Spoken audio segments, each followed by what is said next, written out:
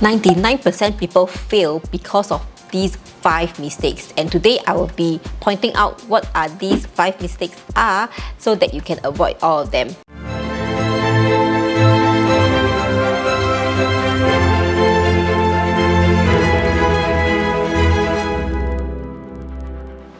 Hi guys, welcome back to my channel. My name is May, and on this channel I aim to help online entrepreneurs grow their online business and create a massive online income. So if you are new here, don't forget to subscribe to my channel and click the little bell so that you won't miss any of my future videos. I started job servicing about 2 years ago, and when I first started, I realized that I have made some mistakes that I should have avoided. And over the years, I also have been working with many job servicing students, and I know that there are a lot of them that have been repeatedly doing the same mistakes over and over again. So in today's video, I will be pointing out what are the top 5 mistakes that many of us commit when starting our job servicing business. The very first mistake is not having a clear client onboarding process. This process is super important. It helps to guide your client on what to expect and outline the steps moving forward. The steps include the contract, the payment, what is needed from the client, project summary, timeline, as well as the revisions. A very good scenario is when you want to collect payment from your client.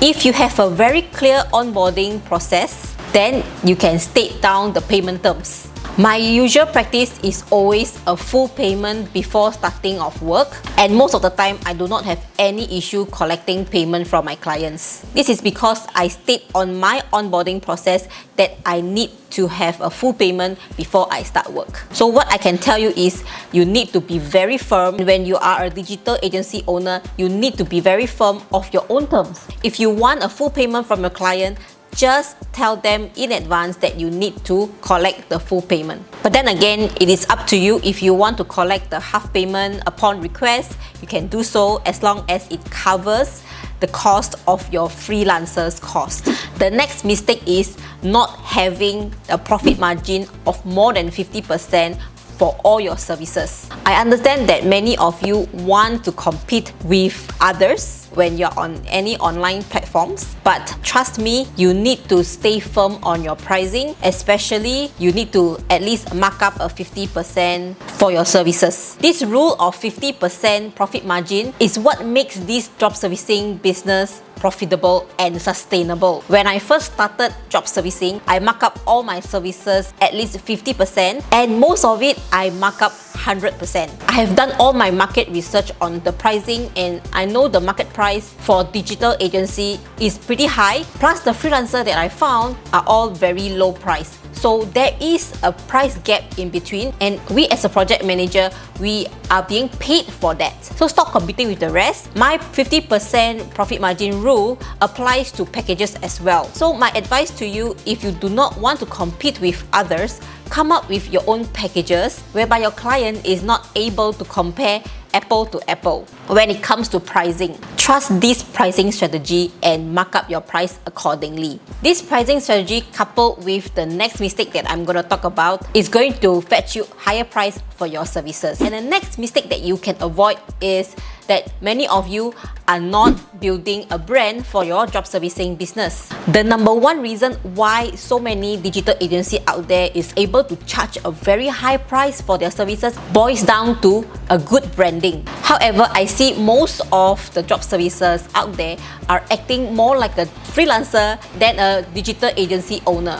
For those of you who have been following me, I always emphasize to build a digital agency rather than being an individual freelancer. The fact is that if you are an individual freelancer trying to job service, that is not going to be sustainable. You are not going to be profitable, because when a client regard you as a freelancer, then they are not going to pay you high price for your services. That is the truth. The fourth mistake to avoid when starting your job servicing business is that many of you are not using social media marketing to promote your services. Based on my experience, social media marketing is the best marketing strategy that give me consistent clients. The types of social media marketing that I like to use is content marketing, Facebook advertisement, as well as TikTok marketing.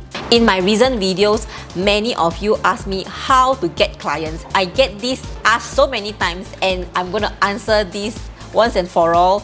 I always get my clients through social media. Most of my clients are organic clients, and because I am very consistent and my social presence is very good, and that is how I attract clients to my job servicing business. You may find it so difficult to get clients at first because you do not have any social media presence. You do not have any online presence. So if you want to succeed in job servicing, you need to get on social media and do more social media marketing to promote your services. The fifth mistake to avoid is that I see many of you are not practicing buffer when it comes to dealing with freelancer. What I mean by this is when your freelancer is quoting to you that he is able to complete the job in 5 days time, and you immediately inform your client that you are going to complete the job in 5 days time, leaving you with no buffer. You will panic when your freelancer is not delivering on time. This will make your job not pleasant at all, and you will struggle. Slowly, you will give up on job servicing. So it is so important for you to buffer every single thing that the freelancer tells you. Be it the payment, be it the timeline, and the revisions. Another good scenario that I often encounter is when the freelancer gives you certain number of revisions. Let's say the freelancer gives you 3 revisions and you give the client the same number of revisions. I do not do that.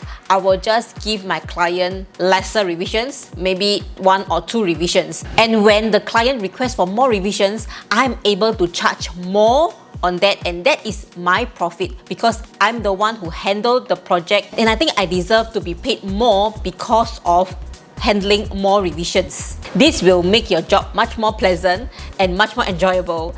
In the long run, you will enjoy job servicing more. This buffering practice also applies to your profit margin.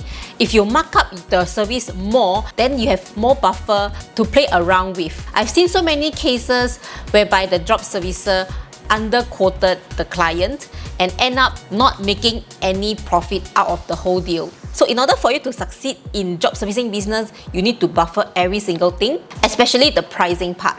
I hope that today's video is able to help you identify the mistakes that you have been doing all this while. Do continue leaving your questions under the video so that I can create more videos and answer your questions at the same time. If you want to learn more about job servicing, I have more tutorials over here, so make sure that you check them out. I have hundreds of job servicing videos that you can learn from for free. So that's all for today's video. Thank you for watching, and I'll see you in my next one. Bye bye.